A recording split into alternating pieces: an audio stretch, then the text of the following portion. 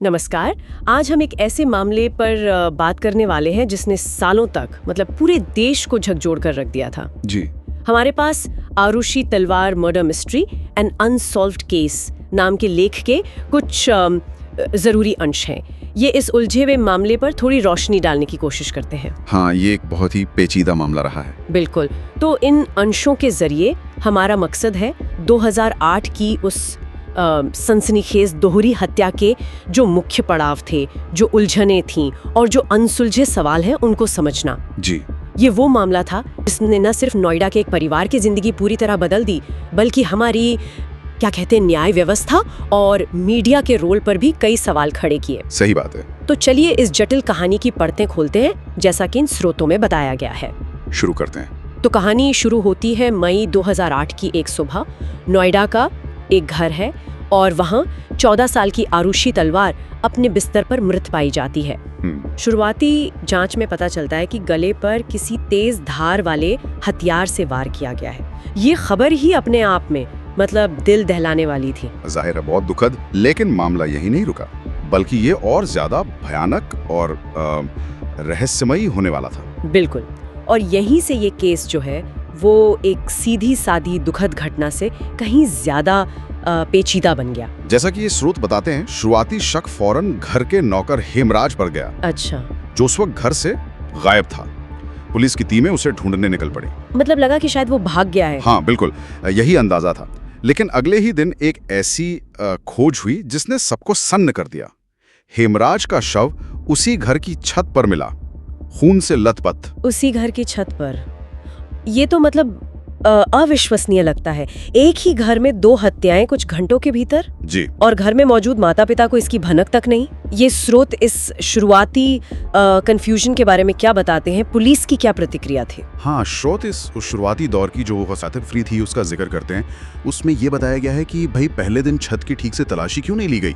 इस पर कई सवाल उठे थे। अच्छा। क्या दरवाजा बाहर से बंद था या चाबी नहीं मिल रही थी? इस तरह की छोटी छोटी बातें बाद में बहुत बड़ी बन गई। स्रोत इशारा करते हैं कि शुरुआती कुछ घंटे शायद बहुत निर्णायक थे, लेकिन उस वक्त सबूत सहेजने और क्राइम सीन को सुरक्षित रखने में शायद चूक हुई, जिसका असर फिर पूरी जांच पर पड़ा होगा। बिल्कुल, जिसका असर पूरी जांच पर पड़ा। 2 लाशें मिलने के बाद तो पुलिस के सामने चुनौती कई गुना बढ़ गई थी। और कोई चश्मदीद गवाह भी नहीं। घर के अंदर क्या हुआ ये तो बस अंदाजे ही लगाए जा सकते थे। सही बात है। ऐसे में पुलिस के लिए राह आसान तो नहीं रही होगी। लेकिन फिर जैसा कि अक्सर ऐसे हाई प्रोफाइल मामलों में होता है, मीडिया की एंट्री हुई। स्रोत इस पहलू पर कैसे बात करते हैं? हाँ, स्रोत इस पर काफी विस्तार से बात करते हैं। लेख के अनुसार जैसे ये 2 हत्याओं की खबर फैली, मीडिया कवरेज तो एक समझ लीजिए सुनामी की तरह आया। हर चैनल, हर अखबार इस कहानी को कवर कर रहा था। लेकिन जानकारी के साथ साथ अटकलों और थ्योरीज का बाजार भी गर्म हो गया। अच्छा। स्रोत बताते हैं कि कैसे कुछ ही दिनों में मामले की जांच पब्लिक डोमेन में होने लगी, जहां हर कोई अपना अपना निष्कर्ष निकाल रहा था। ये दिलचस्प है। क्या स्रोत किसी खास मीडिया थ्योरी का उदाहरण देते हैं जिसने मामले को प्रभावित किया हो? हाँ, लेख में इस बात का जिक्र है कि कैसे शुरुआती दिनों में ही अलग अलग तरह की कहानियां गढ़ी जाने लगी। कुछ मीडिया रिपोर्ट्स में, जिनका आधार शायद पुलिस ब्रीफिंग या कोई लीक हुई जानकारी रही होगी, नौकरों पर शक जताया गया। फिर अचानक कहानी पलटी और शक की सुई माता पिता डॉक्टर राजेश और डॉक्टर नुपुर तलवार की तरफ घूम गई। स्रोत बताती हैं कि कैसे चरित्र हनन और सनसनीखेज दावों ने माहौल को इतना विषाक्त कर दिया कि तथ्यों और अटकलों के बीच की रेखा ही धुंधली पड़ गई। हाँ, ये तो हुआ था। इसमें ऑनर किलिंग जैसी थ्योरीज का भी जिक्र है, जिन्हें बिना किसी ठोस सबूत के हवा दी गई। यानी जांच पुलिस स्टेशन से ज्यादा न्यूज रूम में चल रही थी, ऐसा लग रहा था। कुछ वैसा ही माहौल बन गया था। इसका असर जांच एजेंसियों पर भी पड़ा होगा फिर। निश्चित रूप से। स्रोत इशारा करते हैं कि लगातार मीडिया दबाव और जो पब्लिक ओपिनियन बदल रहा था, उसने जांच एजेंसियों पर भी भारी प्रेशर डाला। जांच पहले यूपी पुलिस के पास थी, फिर इसे सीबीआई को सौंपा गया। लेकिन सीबीआई की भी 2 अलग अलग टीमों ने जांच की और उनके निष्कर्ष भी अलग अलग रहे। 2 अलग टीमें, अलग निष्कर्ष। जी। पहली टीम ने नौकरों और उनके दोस्तों को मुख्य संदिग्ध माना, लेकिन जो दूसरी टीम आई उसने परिस्थिति जन्य साक्ष्यों के आधार पर माता पिता को ही कटघरे में खड़ा कर दिया। बाप रे। ये विरोधाभास ही मामले की जटिलता को दिखाता है। ये तो जांच प्रक्रिया की एक बहुत ही उलझी हुई तस्वीर पेश करता है वाकई। चलिए अब कानूनी प्रक्रिया पर आते हैं। इतने उतार चढ़ाव के बाद आखिरकार मामला अदालत पहुंचा। निचली अदालत का फैसला क्या रहा? हाँ, कई सालों की जांच और बहस के बाद 2013 में गाजियाबाद की विशेष सीबीआई अदालत ने अपना फैसला सुनाया। जी। स्रोत के अनुसार अदालत ने आरुषि के माता पिता डॉक्टर राजेश और डॉक्टर नुपुर तलवार को परिस्थिति जन्य साक्ष्यों के आधार पर आरुषि और हेमराज दोनों की हत्या का दोषी पाया। दोनों की हत्या का? जी, दोनों की हत्या का, और उन्हें उम्र कैद की सजा सुनाई गई। उम्र कैद, परिस्थिति जन्य साक्ष्य, ये शब्द इस केस में बार बार आता है।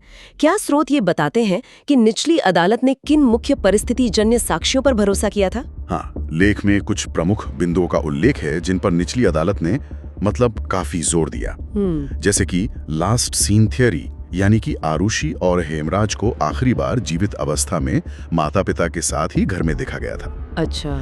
घर में बाहर से किसी के जबरदस्ती घुसने के निशान नहीं मिले थे। क्राइम सीन के साथ कथित तौर पर छेड़छाड़ के आरोप भी थे। इंटरनेट राउटर की एक्टिविटी और दरवाजे की चाबी, इस तरह के कई छोटे छोटे सबूतों को जोड़कर अदालत इस नतीजे पर पहुंची थी कि उन परिस्थितियों में माता पिता के अलावा किसी और का अपराध करना संभव नहीं लगता। तो उस समय लगा होगा कि शायद अब मामला सुलझ गया है। हाँ, उस समय कई लोगों को लगा कि शायद अब इस मामले का अंत हो गया है, क्लोजर मिल गया है। लेकिन कहानी यहाँ खत्म नहीं हुई। माता पिता ने इस फैसले के खिलाफ अपील की होगी। बिल्कुल, तलवार दंपत्ति ने निचली अदालत के फैसले को इलाहाबाद हाई कोर्ट में चुनौती दी। और 2017 में हाई कोर्ट ने एक बहुत महत्वपूर्ण फैसला सुनाया जिसने पूरे मामले को फिर से पलट दिया। मतलब हाई कोर्ट ने निचली अदालत के फैसले को रद्द कर दिया और राजेश और नूपुर तलवार को बरी कर दिया। ये तो बहुत बड़ा उलटफेर था। हाई कोर्ट के फैसले का आधार क्या था? स्रोत इस बारे में क्या जानकारी देते हैं? स्रोत बताते हैं कि हाई कोर्ट का जो मुख्य तर्क था वो ये था कि सीबीआई द्वारा पेश किए गए परिस्थिति जन्य साक्ष्य इतने मजबूत नहीं थे कि उनसे बिना किसी संदेह के माता पिता का दोष सिद्ध हो सके। अच्छा। हाई कोर्ट ने कहा कि सबूतों की जो कड़ियां थी वो पूरी तरह से जुड़ नहीं रही थी और उनमें कई कमजोरियां थी। लेख के अनुसार हाई कोर्ट ने माना कि जांच में कई खामियां थी और कुछ सबूतों को निर्णायक नहीं माना जा सकता। जैसे कि उदाहरण के लिए ये जो लास्ट सीन थ्योरी है वो अपने आप में दोष सिद्धि का पर्याप्त आधार नहीं हो सकती, खासकर जब हत्या का समय भी निश्चित न हो। अदालत ने इस बात पर जोर दिया कि शक कितना भी गहरा क्यों न हो, वो सबूत का स्थान नहीं ले सकता, तो उन्हें बेनिफिट ऑफ डाउट यानी संदेह का लाभ दिया गया। संदेह का लाभ, इसका मतलब है कि कानूनी तौर पर आरुषि और हेमराज के हत्यारे कौन हैं, ये सवाल फिर से अनुत्तरित हो गया। बिल्कुल। इतने सालों की जांच, दो जांच एजेंसियां, निचली अदालत का फैसला, फिर हाईकोर्ट का फैसला, और नतीजा शून्य। हाँ, नतीजा यही है कि ये मामला कानूनी रूप से तो अनसुलझाई है। हाईकोर्ट के फैसले के बाद तलवार दंपति जेल से रिहा हो गए, लेकिन ये सवाल जस का तस बना रहा। अगर उन्होंने नहीं किया तो फिर किसने किया? स्रोत इस बात पर प्रकाश डालते हैं कि कैसे ये मामला हमारी न्याय प्रणाली की जो सीमाएं हैं उनको भी उजागर करता है, खासकर जब मामला पूरी तरह से परिस्थिति जन्य साक्ष्यों पर टिका हो और कोई प्रत्यक्ष प्रमाण या कबूलनामा ना हो। तो इन स्रोतों को पढ़ने के बाद जो सबसे बड़ा सवाल उभरता है वो यही है कि इतने सालों बाद भी हम सच के कितने करीब हैं। सच कहूं तो इन अंशों के आधार पर ऐसा लगता है कि हम सच से शायद उतने ही दूर हैं जितने 2008 में थे। वाकई कानूनी प्रक्रिया ने अपना काम किया। अदालतों ने मौजूद सबूतों के आधार पर अपने फैसले दिए। निचली अदालत ने सबूतों को दोष सिद्धि के लिए पर्याप्त माना, जबकि हाई कोर्ट ने उन्हीं सबूतों को अपर्याप्त पाया। हाँ, ये विरोधाभास तो है। ये विरोधाभास ही दिखाता है कि सच कितना मायावी हो सकता है। स्रोत इस बात को रेखांकित करते हैं कि ठोस अकाट्य सबूतों के अभाव में न्याय का पहिया घूम तो सकता है, लेकिन जरूरी नहीं कि वो अंतिम सत्य तक पहुंचा ही दे। और शायद इसीलिए ये मामला आज भी लोगों के जहन में इतना ताजा है। ये सिर्फ एक क्राइम स्टोरी नहीं रही, ये तो एक पहेली बन गया है। बिल्कुल, ये मामला हमें सोचने पर मजबूर करता है।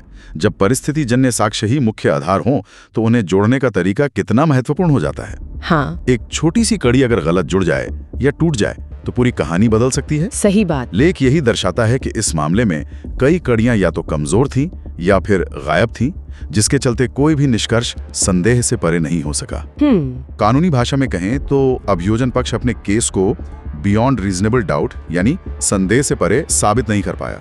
तो इस पूरी चर्चा और इन स्रोतों के विश्लेषण के बाद हम क्या कह सकते हैं? इतने सालों की जांच, मीडिया ट्रायल, अदालती कार्रवाई, इसका हासिल क्या रहा? हासिल शायद यही है कि ये केस भारतीय न्याय प्रणाली और समाज के लिए एक सबक की तरह है। सबक किस तरह का? ये दिखाता है कि कैसे एक जटिल मामले में सच्चाई खोजना कितना मुश्किल हो सकता है, खासकर जब शुरुआती जांच में कमियां रह जाएं और मामला मीडिया के जरिए एक पब्लिक स्पेक्टेकल बन जाए। हाँ, वो तो हुआ। ठोस सबूतों के अभाव में अलग अलग व्याख्याओं की गुंजाइश हमेशा बनी रहती है, और जैसा कि हाईकोर्ट के फैसले ने स्थापित किया, संदेह का लाभ आरोपी को मिलना चाहिए। नतीजा यह है कि न्याय की तलाश अधूरी रह गई। और वो सबसे बड़ा सवाल, कातिल कौन था, वो आज भी एक रहस्य है जिसका जवाब शायद कभी न मिले। हाँ, ये सवाल हवा में तैर रहा है। स्रोत भी इसी अनिश्चितता पर खत्म होते दिखते हैं। कानूनी प्रक्रिया पूरी हो चुकी है, लेकिन क्लोजर नहीं मिला, न परिवार को न समाज को। ये हमें याद दिलाता है कि कभी-कभी सच्चाई हमारी पकड़ से बाहर होती है, चाहे हम कितनी भी कोशिश कर लें। तो इस चर्चा के अंत में हम ये सवाल सोचने के लिए छोड़ जाते हैं कि जब सबूत निर्णायक ना हो, जब जांच की दिशाएं भ्रामक हों और जब सच कई परतों में छिपा हो, तब न्याय का असली पैमाना क्या होना चाहिए? बहुत बड़ा सवाल है ये। हाँ, ये एक ऐसा प्रश्न है जिसका कोई आसान उत्तर नहीं है, ठीक वैसे ही जैसे आरुषि हेमराज हत्याकांड का कोई स्पष्ट समाधान आज तक नहीं मिल पाया है।